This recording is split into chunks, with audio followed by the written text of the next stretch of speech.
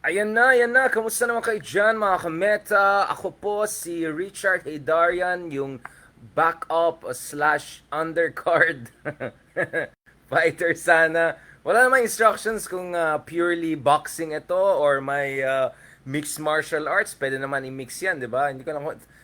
Yung mga Jake Paul events ba, di ba? May pagka-mix-mix din na nangyari. But, you can have boxing sa main event, tapos yung co-main event. Ayoko na undercard. Gusto ko co-main event. Sana nag-ready naman tayo. Nakita niyo naman mga the moves natin. May nag-comment pa. Nag times 4 daw yung speed na ginawa ko dun sa video. Inedit ko daw. I'll take that as a compliment because that was exactly the speed by which I released the 45 kicks. Balitan natin yung mga kaibigan natin na ibang vlogger dyan na medyo dad bod na ay medyo nagko-comment daw dun sa ating mga SIPA and all. As I said, more than happy to demonstrate yung power ng mga kicks natin. But also the speed, di ba? With the speed comes power, but more importantly, it's the full technique.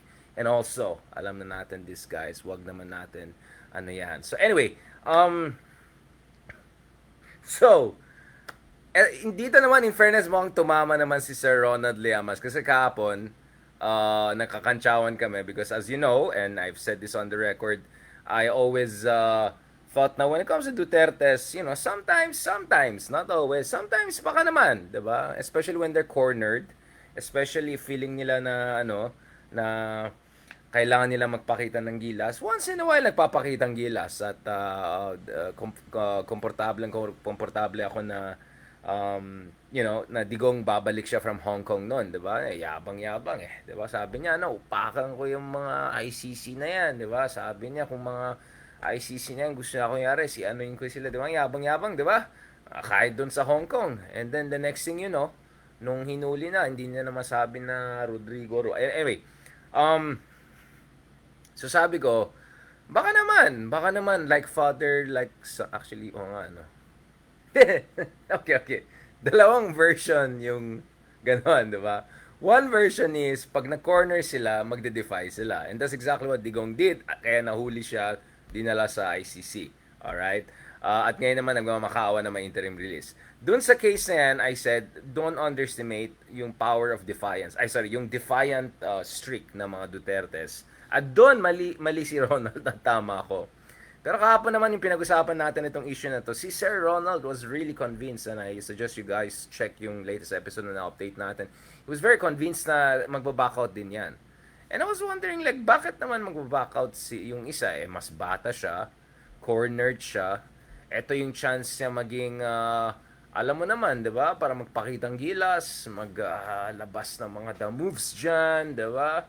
At kung talagang matapang ganon, this is it, diba? What is there to fear from fighting someone, I don't know, 15, 20, 25 years your senior? But it looks like, in this case, yung budol style ay medyo similar din. So it cuts in both ways Yung like tatay, like it cuts in both ways. One, in terms of yung bragadocho, yung yabang, but also it works in terms of yung budol. Pag hinamon mo tapos tinapatan mo, biglang magbaback out. And in fact, the first person who mentioned yung ganyan style nila is, na-analyze talaga sila ng buti. This is someone with a military background. This is of course Senator Trillanes. Sabi niya, ay ano lang mga yan, pag yabang-yabang yan, pag inano mo naman, magbaback out din yan. Anyway, so as it stands, I'm trying to bring out yung video kanina. Hindi ko malabas dito sa isang phone. Hindi ko alam bakit. Try natin ilabas dito sa kabila. Well, mukhang biglang may conditions na naman na weird, 'di ba? We were hoping na at this time, 'di ba? This time medyo clear na tayo. May mga lumabas na mga videos, 'di ba? Lumabas na mga videos ng mga preparations. Akala ko yung mga yung mga pinos, yung mga stock video siguro yan, sabi ko, tapos nag-collage lang yung mga tawag doon, sabi ko siguro nag-collage lang yung mga vloggers, yung mga trolls nilagay nila to make it look. But mukhang legit pala. Mukhang legit talaga, nagte-training talaga lalo si di ba? Talagang nag-training talaga Ay, sorry. Nag-training talaga di ba? Training talaga. Tagay natin baka mag-copyright tayo. So, alam mo, in fairness, when I was looking, okay, so, okay, to be serious, in fairness kay, basta, yung reaction time niya is not bad. At saka yung combo niya, not bad, not bad. Oh, malakas naman, maganda yung job. Si ano naman, talaga nag UFC analysis tayo. Si General Torre naman, in fairness yung stance niya, parang really preparing to fight against a taller, bigger guy, no? Kasi obviously, guys, medyo malayo, medyo hindi lang malayo yung edad, medyo malayo din ng, bata pa naman pareho, pero medyo, I think Baste is almost what, 6 foot tall? So, medyo may difference din in terms of height and all. So, kung titignan niyo yung stance ni General, talaga mag-analysis tayo. Si General Toll yung stance, alam niyo yung, I don't know if you have watched yung mga katulad ni Narmegedov, 'di ba? Si Khabib, 'di ba? Si Khabib Narmegedov. Ang style niya is yung overhead na yung overhead punch na ganun. So usually that really helps you when you're up against someone who's either faster, younger, or taller. So in fairness naman kay syempre joking aside, minsan tinitingnan ko, baka naman totoo 'yun, baka seryoso talaga maglalaban sila. So tingnan nga natin kung may technique sila. Kung kay Basta naman, in fairness, okay yung reaction time, yung accuracy okay, maganda rin yung job niya. No, not bad, in fairness. In fairness. Kay General Torre naman, obviously, uh, 1, 2, 3, 1, tapos makita mo, medyo kaya niya i-follow through, di ba? Anyway, so that's why kanina sabi ko, baka naman talaga seryoso ito. Actually, in fact, until now, hindi tayo sigurado 100% kung talaga makancel ito or may tutuloy ito. Hindi pala tutuloy ito sa Araneta, pero tutuloy ito siguro sa sa Rizal Memorial. Anyways, old video ba yan? Old video yung kay Baste? O nga, no? Medyo hindi ganun si Baste. Medyo mas fit pa siya dyan, no? No, but well, at least you have the basics. 'Di ba? Even if medyo old na, well, you still have the basics, 'di ba? In fairness. They're not bad, not bad. I'm looking at the moves there. Now, I would have thought na, well, I mean, why not, 'di ba? Why not coconut, 'di ba? Mukhang both have basics. In fact, may nakita ko siguro we can ask Janitor later on. May mga nakita tayo mga reports na from yearbook niya, etc. It looks like Janitor really had a boxing background.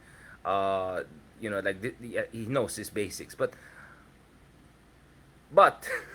ito, may tail of the tape. Di ba? May tail of the tape pa nangyari talagang parang may pagka-Elon versus Zuckerberg ito. Pero, ang interesting. So, surfer politician versus policeman, Davao mayor versus PNP chief, 37 years old versus 55 years old. Okay, so almost dalawang dekada.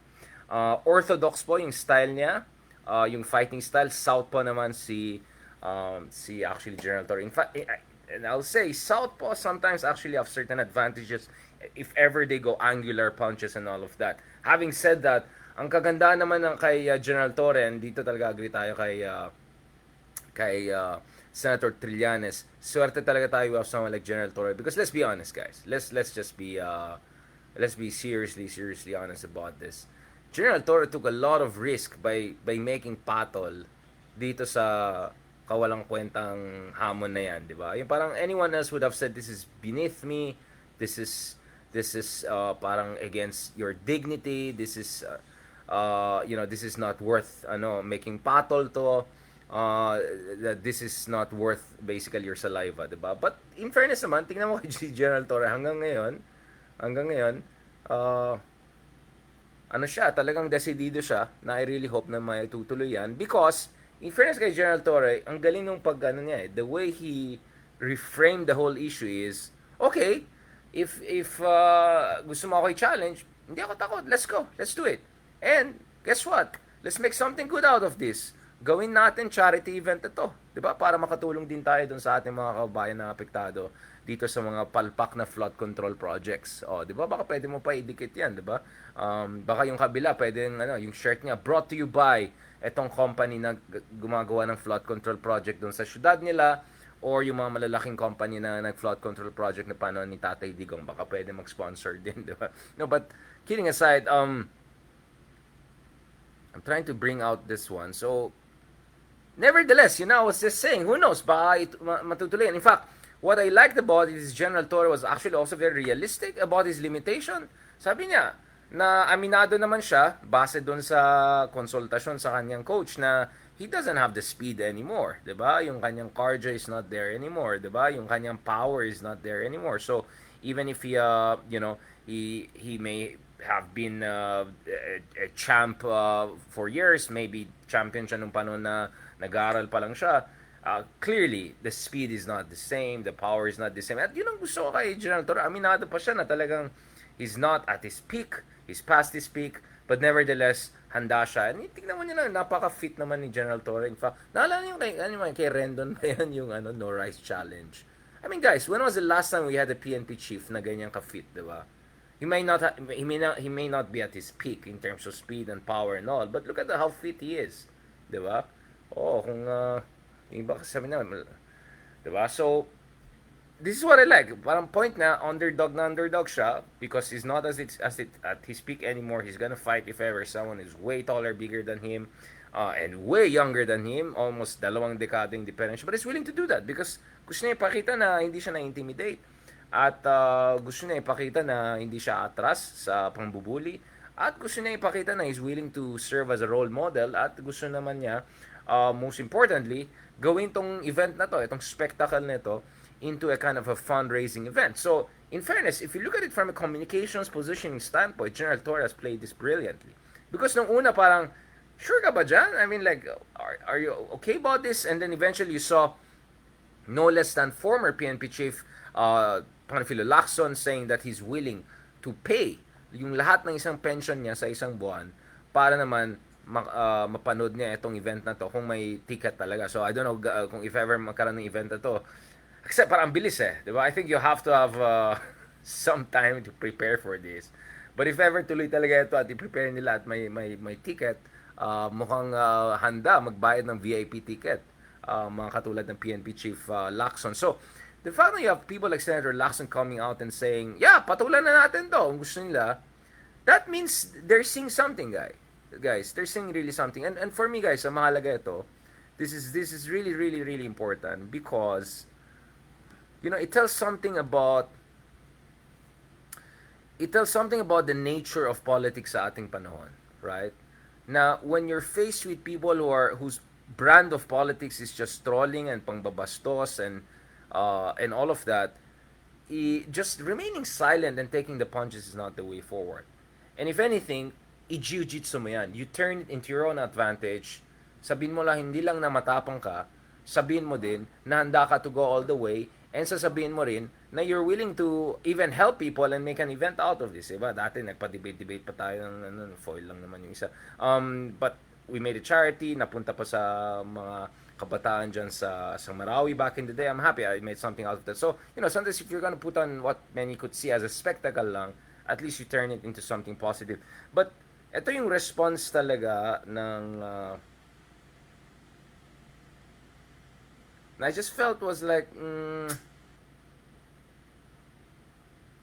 naku, may fake account pala kay Krista. Matagal ko na talaga gusto makabugbog ng unggoy. Di ba? Ang bastos, di ba? Huwag ka mag-alala, Torre, kasi matagal ko na talaga gusto makabugbog ng unggoy. Kung gusto mo lang talaga ng suntukan, bakit kailangan mo pa mga charity? Why do you need kailangan mo pang gamitin yung nangyayari ngayon na baha dyan sa Metro Manila?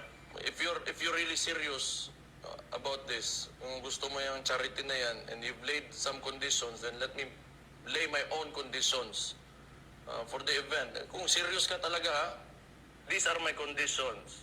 Pakiusapan mo yung amo mo na presidente and let it come out of his mouth. Sige na nga, patulan natin. Conditions.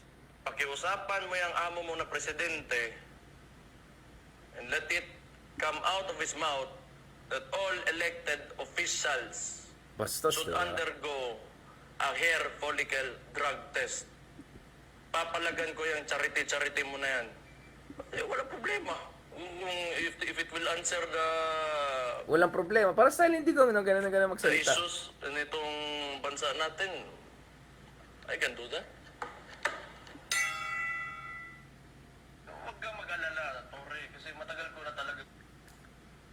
medyo bastos, 'di ba?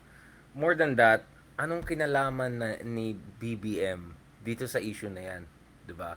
So basically, he was just trying to insult General Torre, and really bastos talaga yung pag-insult niya. You're talking about the PNP chief, you're talking about someone na actually may utak, medyo nag-aral, medyo may alam sa buhay. Sana naman konting respeto, may tao na actually may sariling achievement sa buhay, hindi lang dahil lang anak siya ng isang politiko or trapo ay nandun sa lugar na yan or nasa pwesto na yan. But anyway,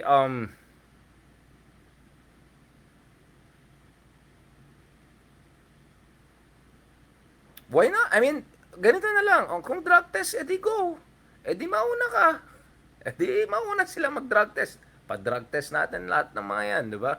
Hair follicle test, isama niyo pa si Bato, di ba? Para kompleto na ano na tayo lahat dito, masaya na tayo. I'm sure si General Torre will have no problem whatsoever doing any kind of drug test or anything like that. But I'm happy to see our friends doing the drug test first. Hair follicle test, si Bato na lang mauna para kompleto na lang tayo and all, di ba? So, talagang non sequitur. I mean, anong kinalaman ni BBM dito sa issue na yan? Unless, lahat ng mga pangbabastos kay General Torre is because inis na inis tong pamilya na to, nangyari sila ni BBM together with people like General Torre. Ito yung mga tunay na tigre na sa paligid ni General Torre, di ba? So, what I'm saying here is that I'm not sure they're coming out of this quite strong because medyo sablay, to be honest. I'm sure it plays to their crowd and whatever. But General Torre comes out of this very strong, right? Basically, ang point na is, wala akong pake, let's go. Kahit mas bata ka, kahit mas malaki ka, let's go, let's do it. Walang problema. Gawin pa natin favorable pa ito sa taong bayan, tulungan pa natin yung mga tao, etc. At ako si General Torre, sabihin ko, sige, drug test, tara, tayo muna. Bago natin idama yung ating presidente dahil nasa US pa, busy pa, at pauwi pa lang at naghahanda na sa Asonan, mauna tayo. Kunin mo si Bato, mag-hair follicle test, ikaw mag-drug test, tignan natin ano ba yung mga tattoo natin dyan. Lahat tayo, gawin natin para masaya, di ba? Dapat ganon. So I'm waiting for that 1-2 punch response by General Torre. Dapat ganon. But guys, on a serious note, no? What is the lesson here? There are a couple of lessons here. So, naalala ko for a long time, guys, yung mga followers natin, may mga iba dyan na concern. Sabi nila, Richard, huwag mong patulan mga yan, huwag kang sumagot, huwag mong sayangin, be above the fray, etc. At ako, guys, matagal na, guys. Okay. Let's be nice, guys. Okay, let's be nice. Okay, huwag nyo na idamay si Barbie or si ano. Okay, let's be nice. No, honestly, going back to this, alam mo, naalala ko for a long time sinasabi ng tao, huwag mo na patulan yung mga ganyan, you're above this is beneath you, mga ganun. Sabi ko naman, okay, if ikaw, hindi ka magaling mag-trash talk, hindi ka spontaneous, hindi ka, quick thinker or kaya makipagbardagulan, yes, I think, huwag kang sumagot. But, if you're spontaneous enough, you have something good to say, and most important, you're on the right side of history, at alam mo tama yung ginagawa mo, let's be honest, guys. Sa panahon ngayon, strength is seen through the lens of defiance. So usually, unfortunately, di ba, ito yung propaganda eh. Pag parating binubugbog ka sa kasinungalingan at kabastusan, pag wala kang sinabi, actually you look weak, if not guilty. Unfortunately, that's how things work. Because of the physics of information system na meron tayo, because of virality, because of social media, because wala na yung mga guardrails in terms of respectability and norms of behavior and norms of practice. And most importantly, since pumasok itong mga Duterte na to, itong mga Budul family na to, sa ating national politics, completely nag-transform, guys, yung rules of the game natin. So, you cannot do it in the same way. I mean, just look at it. The Dutertes don't even bother to enter any debates. Si Sara Duterte, kahit isang debate, kahit yung SMNI debate na kunyari lang debate, hindi na pinuntahan. So basically, they're dictating the terms, the coordinates, the guardrails, the horizons of political communication. So, in that situation, kung ikaw ay mag-stick lang dun sa conservative traditional position, which is wag natin patulan, magpabugbog lang tayo online sa kanilang mga kasinungalingan, kasamaan, actually you look weak. Now, if you have the spontaneity, kung kaya mo mag-return, reverse, diba? Kaya mo mag-post ng resibo, gawin mo yan. Kailangan gawin. In fact, more people should do that. In fact, it shouldn't be just General Torre. More people should do that. Diba? More people should come out and say, wait lang, sino ka ba to say this and that? So for instance, just to give you an example, diba? The other day, ina-attack si BBM na bakit 1 percentage point. Yeah, 1 percentage point. Kasi may mga sabi, no, actually, it's 5% kasi it's 1% of 20%. Yeah, but I think everyone who bothered to see the reference point, alam naman nila what we're talking about. Oh, wait lang. Ano pa yung fan na to? Wait lang. So, going back to this, going back to this, going back to this, going back to this, sorry lang. Going back to this, ayan na, may nakipag-ano pa dito sa atin. Going back to this, so we live in a situation whereby you cannot leave it to the other side, right? To dictate the terms of political communication. You have to fight back, right? And as much as possible, you also have to question. You have to question yung credibility ng kabila. So, going back to dun sa issue ng 1%, 5%, whatever ni BBM, yes, I already gave my explanation about why the situation was not ideal, but also why it was not disastrous. And then, you don't stop there. You don't just explain. You also go on the offensive. Ang sasabihin mo guys is, wait, ano ulit tong kinuha ni Tatay Digong sa China? Dun sa 24 billion pesos na pinarongis sa China, makanong pumasok? 'Di ba? You push back and you question their position of argument. You question whether ano bang credibility mo to even make an attack or question like that. So dapat ganon, 'di ba? And then isa pang napansin ko, kung ikaw ay palaban, people are willing to fight for you. The more you fight for yourself, the more you hold your ground, the more you get people's confidence, the more you get you inspire people. In fact, ang dami kong nakitang tao na even if hindi sila agree kay Senator Trillanes, or hindi sila agree, or hindi nila type si Riza Ontiveros dati, or hindi nila gusto yung ginawa ni General Torre, for instance, kay President Duterte, supportive pa rin sila sa mga figures na yan because they appreciate, guys. They appreciate yung palaban spirit nila. I think, so basically, the first thing is, guys, because of virality, because of the social media age, unfortunately, yung idea na you just silent mode lang, no response, etc. Unless meron kang sariling troll farm at PR company, you have to fight back and you have to do it on yourself. Number two, this is very, very important. You also have to make sure na hindi i-dictate ng other side yung terms of debate, yung horizons of communications and contestation. That's very, very important thing to keep in mind. Guys, wait lang, na-distract ako. Ang dami nangyari dito sa likod. May mga ano rin. So, nasan tayo? So, that's the other thing that we have to keep in mind, guys. And then, so first, you question the credibility. Second, you fight back. But third, you have to inspire leadership. You have to inspire leadership, guys. Sometimes you have to roar like a lion and keep the hyenas away. It's very, very important. At ako, in my own little experience, napansin natin throughout the years, the more na palaban tayo, the more na spontaneous in Uno reverse natin, the more na we push back and we hold the line, the more na nakita natin may mga followers tayo.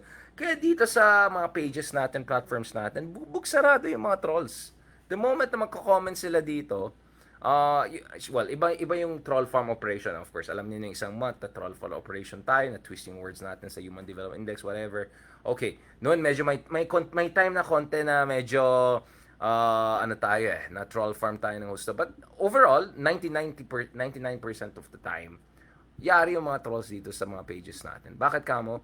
Because we have all of these mga kametas and mga ka-deep divers at mga supporters natin naniniwala na hindi pwede to.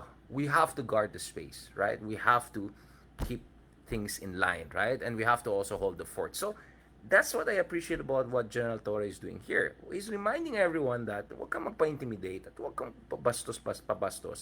At if mayabang yung iba, na alam mo naman hanggang salita lang, dakdak lang, ay, amunin mo and then i-expose mo. Ngayon may condition pa naman, hindi mo kang ewan tuloy. You expose them. You confront them. You draw the line and then you always bring it back to the point, which is, sige, gawin natin yun pero para sa interest ng tao. Gawin natin yun para tumulong sa mga tao. So, I think for me, this is what we have to pay more and more attention to, guys. Itong, basically, what are the lessons we should learn from the meteoric rise of people like General Torre? And I'm sure General Torre is just one among many, many people out there, guys. who is willing to hold the line. So we have to find these people, we have to support what they're doing, and we have to learn from them, guys. It's very, very important to learn from them. So I know marami dyan na nagsasabi na, wag mong patulan, let's just be padisente, mga ganun. Hindi na mag-work yan, guys. We're way past that point. But, you can be bardagulan, you can push back, but at the end of the day, if you're clear to your core values, if you're clear to what you stand for, and at the end of the day, alam naman tao na deep inside, you're fundamentally a dignified and strong person, panalo ka pa rin eh. Panalo ka pa rin. So in short, bawal ang duwag, bawal ang pakyut lang, bawal ang diffident, diba? Kakainin ka ng buhay. This is the kind of information space we find ourselves in, right? And the other thing I would add is jiu-jitsu. Mga trolls ngayon, ang dami mga trolls nagko-comment. Go ahead, thank you. Push up our engagement. The more you comment, the more you engage, the more magsi-circulate, the more viral, the more our message will go out, and the more you're helping me. So you also do that, guys. You use it to your own advantage, right? The more na inatak ka, you push back stronger, you level up, until mag-back down yung other side. Escalation domination. Right? That's also one way of doing it. Kaya sabi ko, guys, hindi na mag-apply yung mga communication skills, yung mga PR na ginagawa ng tao back in the day. Ang hanap talaga ng ating taong bayan, guys, nowadays is a decisive leader or decisive leaders, palaban ng mga tao. Because, you know, for what it's worth, I think klarong-klaro sa lahat ng ating mga kaubayan na hindi na sapat yung traditional politics. And when I say traditional politics, hindi lang yung mga trapo politicians na kurakot. Obviously, you never need something like that. That's evil. But what I mean also by traditional politics is yung lahat scripted, piliin mo lang sila magpa-interview sa'yo. Siyempre, ayaw mo yung may mga nagsabi, bakit si ganito, ganyan, hindi mo in-interview? Ako, my invitation was always open to all of these people. They know it. I even messaged them. Pero mas pili nila, mag-Tony Talk sila. Pag pili nila, love na love natin yan kay si Mama OG. Sige, if that's your thing, go ahead. Good luck. But my point is, hindi tayo magle-level up if you're not willing to engage in, in not naman adversarial, but, real talk. Real talk. So, because napansin ko, ang habol ng tao nowadays is real talk, tsaka people can get things done, and people are willing to fight the good fight. Right? That's why every time I have General Torre, every time we have Senator Trillanes, every time there's a topic about Rizal Tiveros, nakikita ko kahit yung mga tao na ayos sa kanya, they're responding. Why? Because yun ang hanap natin mga leaders ngayon, decisive leaders, right? Yun ang hanap natin mga tao na palaban. And it's because naintindihan din natin na yung gradualist, pa-decente, pa-reform, it's not gonna get us anywhere. So, I always say, who knows? Maybe Duterte will be back in 2028, maybe not, right? But if mahina ka, kung wala kang gagawin, if you don't hold the line, if you're not willing to fight the good fight, right? If you're not willing to get down and bardagulan, yes, babalik sila, and it's gonna be even worse than what we had in the past. But let's say there's an alternative situation. Hindi sila babalik. Yes, a part of me feels Sara will not become a president. But sabihin natin hindi mangyayari yan for a combination of reasons, which we can explain. But if the next president we're gonna have is the same kind of pa-cute and yung mga diffident, mga ganun leader, and then makita mo na sa international meetings, nandun lang sa gilid, or nakikismile-smile lang, walang ginagawang decisive, nice lang sa lahat, instead of holding the line, not calling out nonsense. Alam mo, meron mga tao na problematic sa kanyang staff or kanyang kabinete, pero walang sinasabi dahil let's just be mabait, let's just be pragmatic, diba? Yung ganyan. Then, sige, 2028, baka swerte tayo, but what happens afterwards? Right? So, what I'm saying also here, guys, is very simple. I think when it comes to leadership, when it comes to thought leadership, but also political leadership, decisiveness is what people are looking for. Yung palaban are what people are looking for. Because people understand, hindi na sapat yung pakyut lang, reformist lang, papyaw lang, go lang. So we can have a long debate about anong saysay ng itong mga drama na nangyari between Torre and Baste. For me, there's a bigger lesson out of that. And the bigger lesson, guys, out there is kailangan na natin mag-level up. If we want to avoid, if we want to prevent the worst from coming back, if we want to prevent people from becoming disillusioned na naman down the road dahil wala naman pagbabago nangyari, as early as now, guys, we have to nurture a certain kind of political culture. And that political culture should be We should support, we should nurture, we should empower yung mga leaders na may puso, may palaban na spirit, and people are willing to take risks. Because let's be honest, if you're risk averse, good luck sa atin. You might, actually, being risk averse, you might end up as a president. And then what? Okay, naging presidente ka ngayon, so what?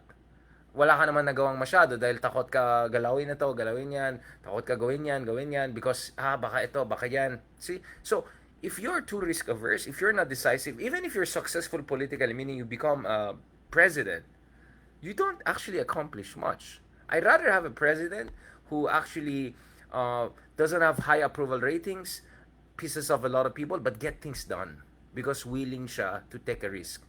And sometimes taking that risk is very, very important because sometimes that's the difference between you becoming a colony of another country or not, you making the right reforms para you become an investment destination or a fourth world country, or you becoming actually a country that has a chance, a shot at becoming a real democracy or not.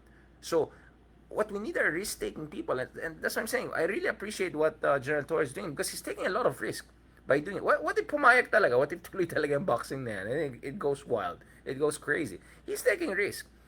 But he's willing to take a risk because he knows he's doing the right thing and he's willing to stand by its consequences. Yun ang mga klaseng leadership na meron tayo. So this is not about General Torre per se. I see him more as a manifestation of the kind of leadership na kailangan natin at mga klaseng leader na hinahanap ng tao. Real talk po ang kailangan ng tao at real leaders ang kailangan ng tao. And that's why I hope people don't take it against us when I say, bakit ito hindi ginawa, bakit masyadong ganito, masyadong ganyan. It's because we can do better. We can do better. When I talk about the virtues of what Riza Hontiveros represents, it's not because it's about Riza Hontiveros per se. Of course, she's also not perfect. She's not, but at least she shows that if you're willing to fight and fight the good fight, actually you can achieve a lot. And look at her, minority siya, but ang dami na achieve as a senator because she was willing to fight the fight, right? So this is what I'm talking about. This is the type of leadership we need in the 21st century. On that note, maraming salamat. Unless may mga update tayo, otherwise gagawin natin live from Rizal Memorial ang event na yan. But I think, by the way, also on the 27th, there'll also be takbo para sa West Philippines. I posted a video about that. So if you want to join that, why not? Jogging sa umaga and then tuloy naman manood naman ng boxing. You can have a very fruitful weekend. On that note, maraming salamat. God bless. And thank you so much, guys. Thank you so much, guys, sa lahat ng mga suporta nyo.